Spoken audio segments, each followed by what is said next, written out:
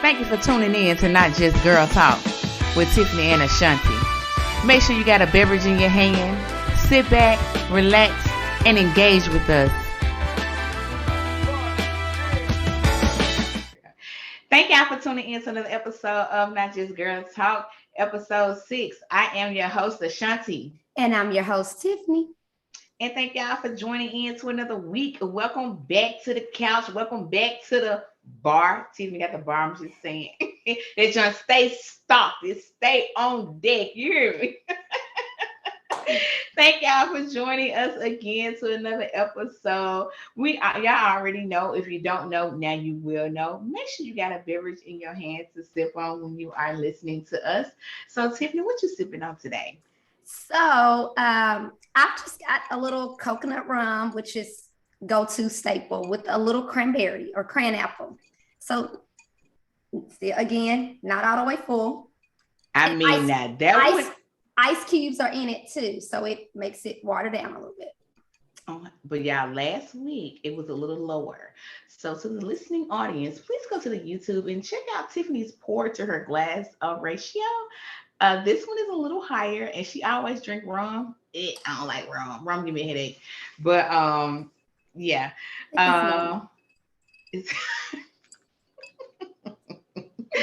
So I'm sipping on y'all. I have still, I'm a creature of habit. Plus, I've been allowing my bottles to last over to another week. Now, that's unlike me. So I do have a rose wine. And actually, I think I prefer a rose champagne than the rose wine. So, last week I was kind of like, it was okay. It was a little on the light side, but I think I prefer the rose champagne to rose wine. Yeah, that's kind of, I think, what was the difference maker. Because I was like, I like rose, but I didn't know what the difference would have been. But that was it for me. So y'all let us know what y'all sipping on, what y'all drinking on. And before we get started, we have to do this, y'all. So Tiffany, let them know where they can tell a friend to tell a friend to tell a friend about Not Just Girl Talk. Yes, so you guys know, make sure you follow us on all of our platforms. We're available on every social media platform pretty much. Make sure you follow us, like, share. Let us know what you think in the comment section. And make sure you guys are subscribing to our YouTube channel and comment and let us know what you think about the episode. And let's conversate back and forth. So info is in our bio, Not Just Girl Talk podcast. Yes, definitely. Also, I wanted to see, how you've been doing before we get started, before we go into our sip on it. And y'all, if y'all don't listen to last week, go back. This episode is now sip on it and speak on it because we always got something to say. But before we get started, Tiffany, how you been feeling? How you been doing? I'm doing pretty good. Sundays we definitely hair wash day or do hair day, whether it's wash or make sure it's done for the week. So I know that I'm running a million miles a minute on this day. So, but yeah, it's been going pretty good though. How you been? Chilling. I'm doing good. So far, so good. Fede won his wrestling match. So I'm so excited. Yeah, I was on the mat. I know y'all, so my son wrestled, right? And I be at the wrestling match covering my eyes because it just be a little barbaric. And I'd be like, ooh, wee. But then he was winning, right? So I stood up. I was like, yeah, get him. I was almost on the mat. All I had to do was step my foot on it. That's how close I was. I was off the bleachers and at the mat. Cheering for him. Mama. That's the mama. I'm almost on the mat. I'm pretty sure the folks like, ma'am, can you have a seat? I almost wanted, when they said he won, I wanted to go out there and high five him. Like, yeah, that's what we do. But I couldn't do that. But we gotta keep our composure. Keep our composure. Girl, it don't be no composure for me. I be raw and ready with my kids, like, cause in they sports, I'm their parent. But so far so good. I'm enjoying the space of competitive sports. Basketball, Jay finna do volleyball, Fat on his wrestling. So yeah, I'm tired with the running, but I'm excited for just being in this space. So, and being here where we are. So, y'all, we're gonna move on into the episode. We have our sip on it and speak on it. So, Tiffany, what you got for us today? So I have the question is, a man says if his significant other expects him to pay all the bills, he expects sex regularly, even if she's not in the mood. He reasons that sometimes he's not in the mood to pay bills. Is he out of line? So the man pays all the bills. He pays all the bills, and he expects sex whenever he wanted, essentially.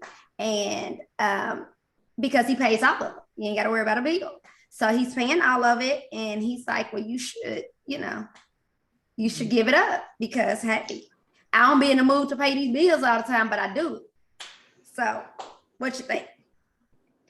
Is he out of line? It's so hard.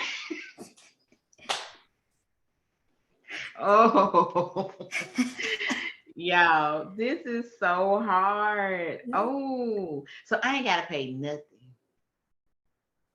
I think his expectations might be a little too high though. Only because I may not feel like it. I don't have to always be in the mood for sex just because you paid the bills. Because the bills that you're paying is the roof over your head that you are living in as well. The lights that you are flickering on are the lights that you are utilizing as well. The food that you're eating is the food that you're going to have to consume anyway. So I don't have to always be in the mood just because you pay the bills, because the bills not only benefit me, they benefit you as well. So just because your expectation is like whenever you're ready, I don't have to conform to that, because I may just not be in the mood. But as long as the household is together and things are in order, and I'm doing my wifely job, which is not to just lay on my bed. My wifely job is not just to lay on my bed. You don't have to be on your back necessarily now. You don't. You don't necessarily have to be on your back. I'm just saying there are different. Listen, I'm sorry, y'all. Cover your ears. But, you ain't got to be on your back. Or my side, or my stomach, or on my head. I'm sorry, y'all. Listen. It's that wrong. It's the wrong. I don't know. It's what your liking is. Whatever your preference is. Yeah. I ain't got to do it all the time. And everything that you're doing is benefiting you as well, sir. So he is out of line and he out of pocket. Yeah, I kind of agree with that. I do think that if you don't have to worry about no bills, I don't think the way that this statement is coming off is like you're obligated, because, you cannot just be in a mood, and you got to respect that. No is no. I mean, but I do think it's, y'all should have an understanding, like I think people should have an understanding on how much they want it anyway, male and woman. So I think if y'all have an understanding, he's got to be reasonable. And then even if maybe this, say he wants it, at least if you can meet his expectations, I think if you satisfied with 3-4 times a week and you can keep up that, and maybe you didn't make 4 days, it's 3 days. Did you say 3 to 4 times a week? I'm not saying this is necessarily normal, but I think 3 days a week is normal.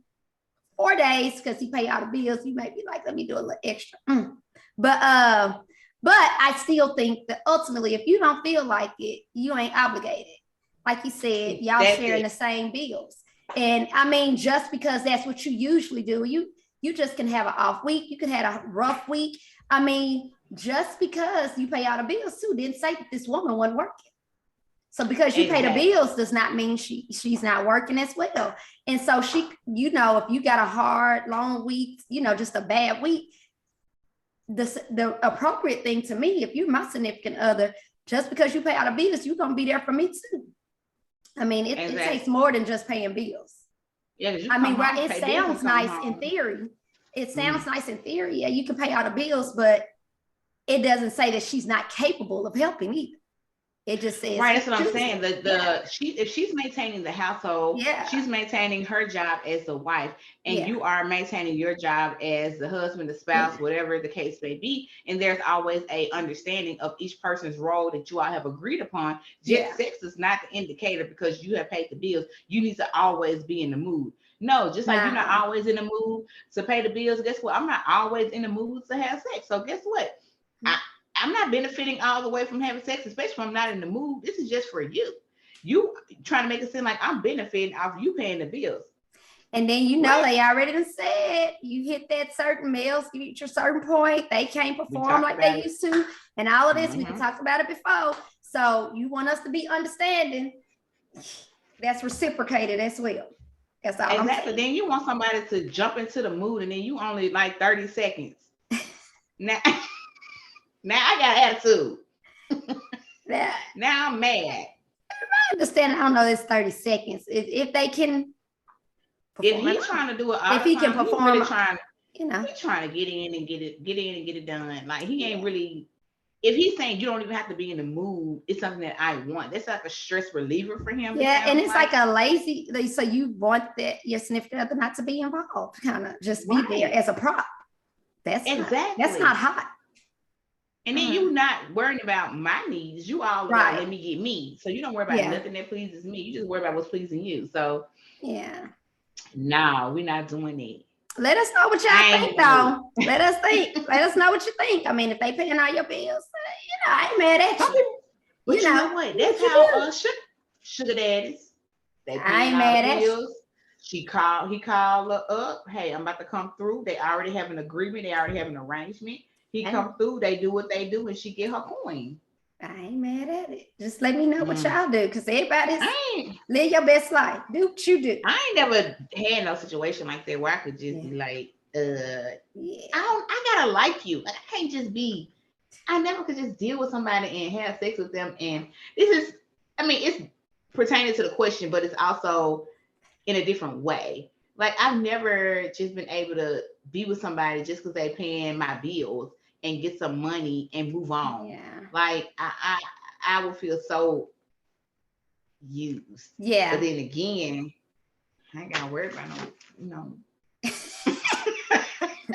Y'all see, she kind of sticking it out. I'm sorry, y'all. I'm torn in between the two. Because I really want my bills paid. I'm sorry, y'all. Oh but my yeah. goodness. Ooh, let us know what y'all one, think. Let us know what you think. You think. Yes, let us know. All right, y'all. We're gonna move on into the episode. So our topic, it's a good topic of today is how has your teenage years shaped the type of adult or person that you are today? What lessons kind of have you learned as a teenager that has allowed you to become the person that you are? So, if you all remember on last week, we talked about pretty much adulting, the pros and cons. If you have not listened to the episode, definitely go back and listen to it. But this week is kind of a piggyback to how those pros and cons that we discussed kind of all started as us being teenagers. So I'll just start pretty much this week, and I wanted to say how being a teenager shaped me into kind of the person that I am. And I'll say that my mom, there are three of us, well, four, but three girls, me and my two sisters. And my mom literally instilled in us being taking care of business. And we all know how to take care of business. And she literally taught us, we used to have to literally come. If it was something going on or whatever, when we started working, she was like, nope, I'm not calling them for you. Or a bill, something happened, we become adults, we had to, okay, I'm going to give you an example. I had a Bell South phone line. Anybody remember Bell South back in the day? I had my own phone line in my room. I was so excited. This is before cell phones was popping. They came out and hooked up my phone line. I was like, yes, my house phone, my room phone bill was $25 a month. Not And heard of now. Not a thing now. oh my God, it was $25 a month, and it was my own phone line in my room. So when I had to set it up, I was like, Mom, can you set my phone line up for me? She was like, No, you're gonna have to set it up. You're gonna have to call. And I'm like, what? She was like, Yep. And I'm like, I don't know how to do it. She was like, Are you gonna learn today? So literally, I had to call. She was in the room with me, but I had to call, set it up, set the time up, like everything and anything from that space for us growing up with me and all my sisters. It was a staple of a lesson learned where we had to literally take care of our business. And I can honestly say to this day, one thing I know that I and me and my sisters know how to do, we gonna take care of business. We very independent. We're gonna take care of our business. My mama taught us real well how to have a phone conversation. And as a matter of fact, one thing in taking care of business is she taught us ask for the next person. And if they can't do it, ask for the next person. And if they can't do it, ask for the next person. If anybody know my mama who listening, baby, Shakita gonna get it done. And she is still there in us as teenagers. And that's a thing that I for sure know how to do is take care of business. So you need your business taken care of. I got you. I got you. I mean, What so you yeah, got? yeah. See, now I looked at it as like one of the things that when I was a teenager, and I looked at kind of still piggybacking off last week, like, dang, as a child or a teenager, I look at, financial stability. I know I had everything I needed, and, I didn't want for anything, but as an adult, I felt like that shaped me to think that as I started living, I didn't think that as I got older, the things that I thought I had, or as a teenager, like, oh, I got everything and all of this, those weren't things as I got older that were imperative to me. And what I mean by that, like, like savings are extremely important than having the latest clothes, or getting your wheel or life insurance, or savings for your kids' college, and just all of those things. Like, my mind as a teenager was like, oh, life is just this. But as I got older, I feel like that shaped me to know that I think I probably wanted more. But as a child, I didn't know, if that makes sense. So now I'm kind of like, it's certain things that's, a little bit more important to me. And I mean, we saving for retirement, things like that. I don't think, and I'm not faulting how I was raised, because I definitely think that my parents did the best that they could with what they had. And of course, we always want our kids to be better than us. But I also think that you only do what you know. And so growing and learning and educating myself, I know more. So my kids gonna know what I'm hopefully passing on. But I definitely think that financial stability, I just thought we had what we needed, blase, and that's fine. And I, of course, love my parents for it. But however, ... As an adult, I'm like, dang, we probably weren't secure. You know what I'm saying? Because all of these things that I'm looking at now as an adult, we ain't have all of this. We ain't talk about retirement and, making sure you got X, Y saved, making sure you maybe got a will. What's going to happen if something happens to you? Do you have life insurance? So stuff like that. I felt like that became very important. And so it shaped me, like, knowing when I was a child, like, or a teenager even, I didn't know about this stuff. But as I grown, I'm like, well, this stuff should have been important probably. But you feel like those were conversations that should have been had, maybe? Yes, or that's what I mean. Okay, like, I feel like it was conversations that would have been beneficial to have been had. But in the same coin or toss, I mean, I understand that you only, you don't do what you know too. So I get that too. So you only do what you know. And so I think that definitely the goal now is to keep being better or get better. But I didn't necessarily want for, anything, but I definitely knew that I wanted to always wanted to be financially stable. I just didn't know what that all the What way that consisted meant. of. Right. All the way Yeah. consisted of. So, I mean, financial stability, I think Okay. as a teenager, that helped me Okay. And I definitely think we want. learned that too because in working too. Look at Kirby Pines because we Oh used to work at yeah, Kirby that's on there. Pines. That's on my list. That's on my list, That girl. was our first job. So Tiffany told me about Tiffany got me on. Tiffany got me on. She was there. She was working first, and she was like, "Sean, you come work at Kirby Pines." I was like, "What can I work?" And Tiffany got me on my first job, Kirby Pines. We were wait staff. KP, KP. Listen, Oh my goodness. So I can see what you're saying in the financial stability kind of coming in. Even without us working our first job, what I did learn about working our first job was negotiating the pay yeah, yes, because I remember we came in, it was discrepancies in the pay that we were yeah. receiving. And She was making uh more than me, y'all. But keep going. I think you was making. I think I started at $5.25, and you got $5.60 an hour. I was I like, had six, I, I was at $6.10. oh, well, maybe I was $5.60, and I'm like, how she get over $6? That ain't even minimum wage, y'all. Like, I don't even know if it was then, but yeah, I feel. Yeah, Tiffany got me on, and I started out making more than her. She was like, "What?" Like, so even thinking about it back then, negotiating our pay, coming in, making a certain, and I didn't even know how much you made. I just told you how much you made. You was like, "What?" I was like, "Girl, you better go talk to them." And then go back to my mama taking care of business. I was like, Tiff, you better go and talk to them folks. Anybody that know me now, know I'm gonna say, did you advocate on your behalf? Like, you better speak up, say what you got. It's you can speak and advocate on your behalf, without people feeling, I don't want to say, without being aggressive or feeling like you got something to say all the time. But yeah, that was a thing. So negotiating, I learned that at a young age too. Also, I'm gonna say what I learned. So being present as a parent, that's a big one for me. Like I was just saying, y'all, how my son have his wrestling matches and stuff. My mama was at I was a cheerleader.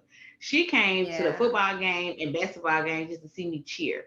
I was a majorette. She was at my majorette performances. Shout out to my auntie Mimi for picking me up, Yes. picking us up. In the listen, that's another whole story, y'all. But No, Mimi, it's she a was a story. guest. Y'all check out it's the cereal for me. She's a guest on our show that episode. So check that out. Yeah, shout out to my auntie Mimi for picking me and Tiffany up, dropping us off at our practices. So I'm a big advocate in my teenage life with the people who were surrounding me. Like my auntie when I tell y'all, my auntie, she's the GOAT. My auntie picked us up. My auntie picked me and my friends up, dropped us off to practices, picked us up from games, dropped us off to games. I could be in tears right now. Like I'm watering up right now because my when you have people in your corner as a child who step up, pick you ain't gotta pick people up and take them nowhere and do nothing for them, but made sure that we got picked up, made sure we went to our games, made sure we was at our performances. My mama showed up, my auntie picked us up Yeah. and did everything. That molded me into the person that I am today because my kids have friends right now who parents don't pick them up or take them to games and stuff, and they always rely on me as the mother, the parent, to be like, well, can I ride with you, Jade? Or can I ride Fat? Can your folks, like my kids' friends, be like, can I ride with you? Can your mama pick me up? Can she drop me off? And I'm at the space now as an adult that, yeah, y'all can ride with me. Yeah, I pick y'all up. Yeah, I drop y'all off. Now, granted, y'all folks gonna have to step up there now and then. But my auntie and my folks, they made sure that I was where I needed to be. They made sure they took us and dropped us off. So me as an adult now, when those kids need a ride home, when those kids need a way to wherever they gotta go, I dare not open up my doors, my car door, to pick them kids up and drop them off. So that is a big thing that shaped me as a parent, being present and helping out other kids who may not have the parental supervision to get them to and from where they gotta go when they trying to do something outside of being in them streets. So Yeah. that's definitely something that shaped me. Yeah, definitely. I definitely know that definitely hard work too has shaped I think both of us. Hard work, but Mm-hmm. I know that even so hard work, of course, but down to the career choice. I feel like I think I Mm. said last episode, I feel like our parents would always play it safe.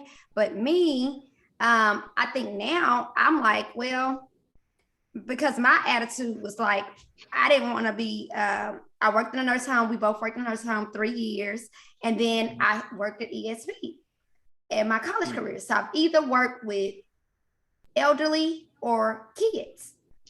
And Oh so now that I yeah. look at it, starting from a teenager, I was in a nursing home working with elderly people, and when I graduated, I went to college and I'm working with children through my whole college career.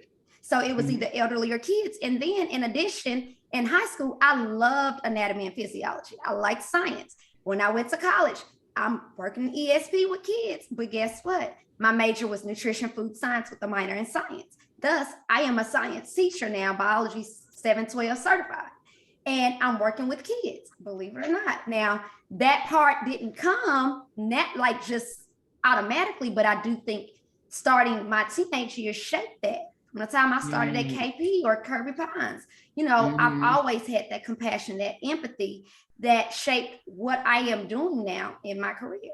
So it took me a Yeah. while to figure that out, or like, this is what I'm supposed to do. But definitely, I think that, where I've worked, the jobs that I've had, I've, like I said, worked hard. So every job I've had, I've not had a lot.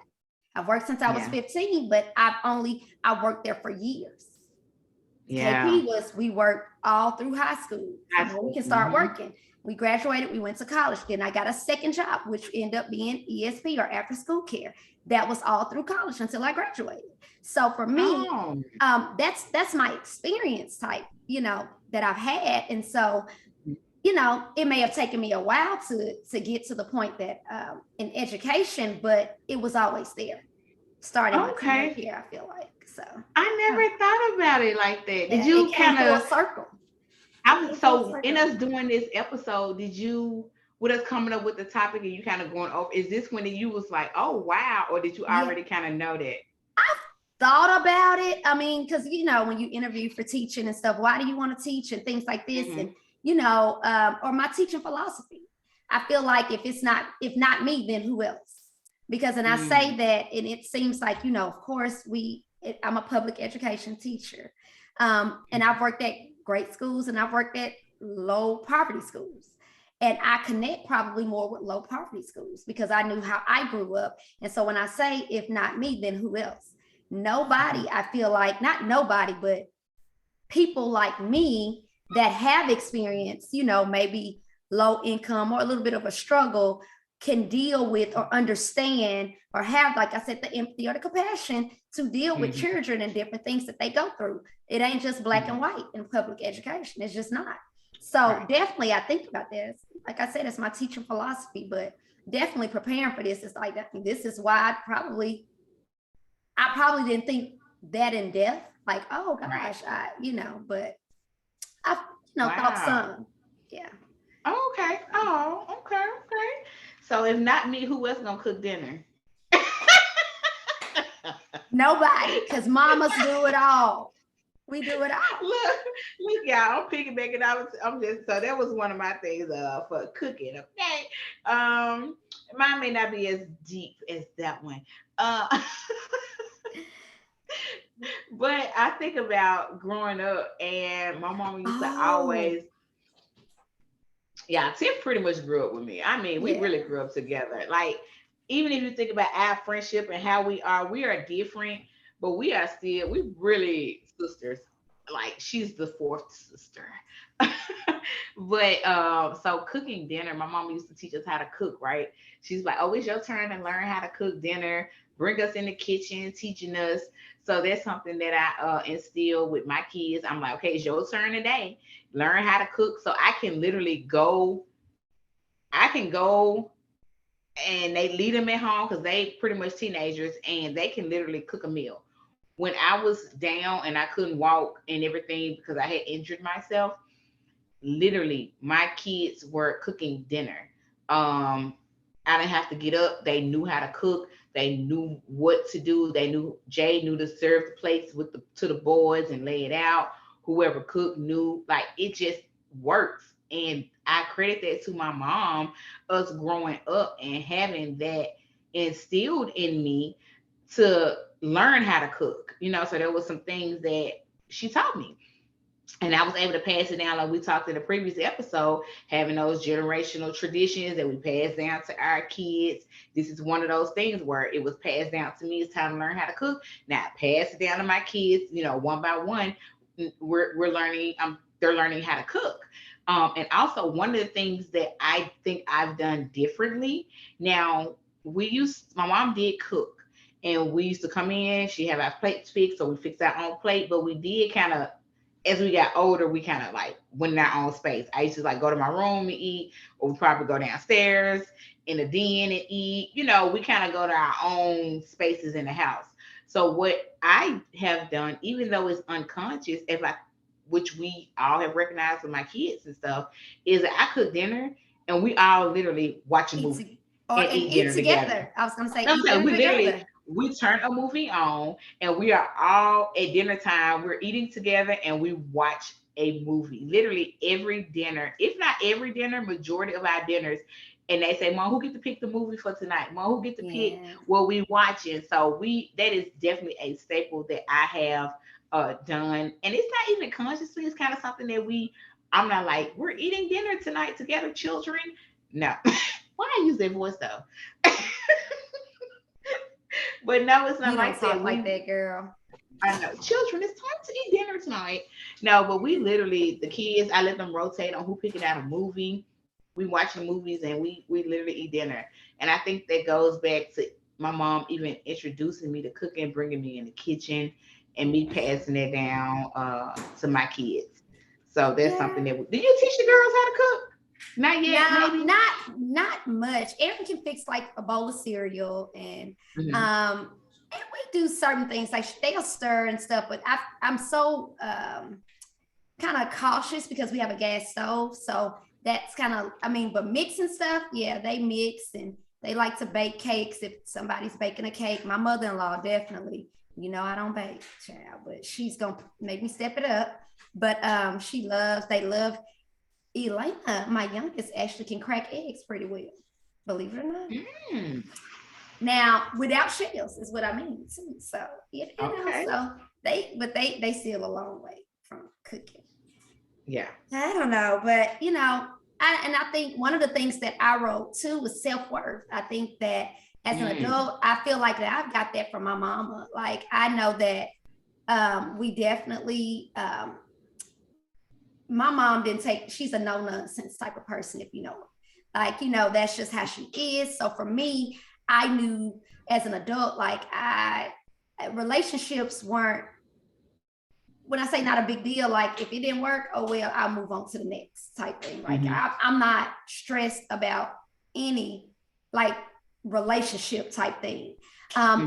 But I've always kept my friends close and tight. Like like I was a small group of friends, and so I looked at loyalty and who's not judgmental, just there wholeheartedly. And so Hmm. that is how I've always operated. But I think as an adult, definitely it just let me know the type of person I probably end up being in a relationship with, in in case marrying and anything like that, somebody that can get my time. Hmm. I think I knew from my teenage years like what my self-worth was. I don't have to tolerate anything that I don't want to, and or settle for anything. So I felt like my mom did shape that, definitely. Mm. She definitely is no nonsense, like so I think she definitely Yes. instilled that in me. Like, she just, But it you is know what what? it is. I think both of our parents kind of had it in common when it comes to certain things. They're just no nonsense. It's Yeah. like certain things I feel like your mama have is no nonsense. We got in trouble that time. Yeah. We came in late from the party. Yeah. Stuff that had shaped me and Tiffany as a teenager. We said I knew my we mama didn't already, play. but guess what? We was out one night, y'all. We supposed to be home by midnight. We had missed curfew. And you know what? As a teenager, we said we are already in trouble. We might as well stay. Listen, I know that I'm like, you know what? This is what I mean when I say loyal friends and friends that's gonna ride with you and things like that. That's why we've been friends since middle school. You know what I'm saying? She was gonna agree with me. We agreed with the shenanigans, and we were on the same page. She wasn't gonna let me go out by myself. We in trouble together. Bad girls for life. Look. That's what we doing, you know. But no, we rode that thing out. We got in trouble, but we rode it out. That's why we friends right now. We might. Yeah. What we doing? That's just like you know that I don't know if it's a TikTok or whatever, a meme or whatever. They be like, you know, your friends, you know, the friends you can call if you ain't where you supposed to be. Was she with you? Yeah, she was with me, but I'm gonna call you back though. I'm doing this right now, girl. Where you at? Exactly. Like, what's going on? Yeah, she was just over here. Matter of fact, let me call you right back. I have the kids because you don't got. They ain't staying on the phone too long. It's minimum. It's in and out. Figure out what you know. Mm-hmm. Right. Yeah. So that has shaped us into the friends we are since teenagers. You know, like it's yes, it is what it is. Oh my goodness. Oh Lord, y'all, let us know what y'all think. Let us know what has shaped you as a teenager into the person you are. You ride or die with your friend, or you done rode and died and rode and died. Listen, I already know who I can call if I ever need bail money. Not that I will, teacher, but I just might need if you do need the bail money, we might have to have a person on a backup because I'm probably gonna need the same amount of money because I was with her. I'm their friend because we was together. And we're gonna need, you know what? My sister's coming through. Yeah, that's a whole shenanigans. We got sense for real. But they're gonna come through with the money. The other sisters will come through with our money. But yeah, let us know what has shaped you as a teenager into the woman or man you are today. And it could be, you know, some fun things like we talked about, some serious stuff like we talked about. It all is good and it makes you the person that you are. Also, let us know if you want to shout out the significant person that really put a stamp, a thumbprint on your life that helped you become that person. Because I know my mama stepped up and shout out, like I said, to my auntie Mimi, who made sure me and Tiff was everywhere we supposed to be, picked us up, took us, dropped us off, practices. Man, when I say the GOAT, my auntie the GOAT. So if y'all got somebody y'all want to shout out in the comments. She listens to us every week. Every week she's still showing up. Shout out Mimi. Yeah, for real. She listens to us. She's still rocking with us, y'all. Man, I'm telling you, that touches my heart. Like when I say it touched my heart, it touched my heart, y'all, for real. Yeah. My family is the best. My mom, my sisters, my people. I'm just gonna take this moment to shout y'all out. Like I love y'all to pieces. Tiffany, you got anybody you wanna kind of shout out on this episode? Yeah, I mean, you know, I pretty much we definitely have the same loyal fan base. Your family's my family. Of course, mom, dad, they are rocking with us consistently. They may have to be reminded sometimes, but you know, that may be more so because they don't be on technology like that. But they definitely are. We appreciate you for supporting us, all family. Yeah. Yes. And y'all, now we're gonna move into plug.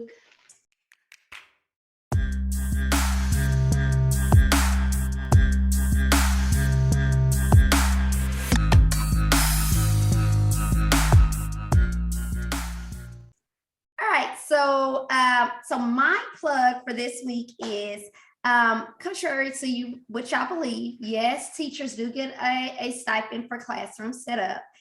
Just understand that that's $200. Now, our goal is when kids walk through that door, specifically even the first day of school, that we want it to be warm and welcoming and comforting. And that's more than $200.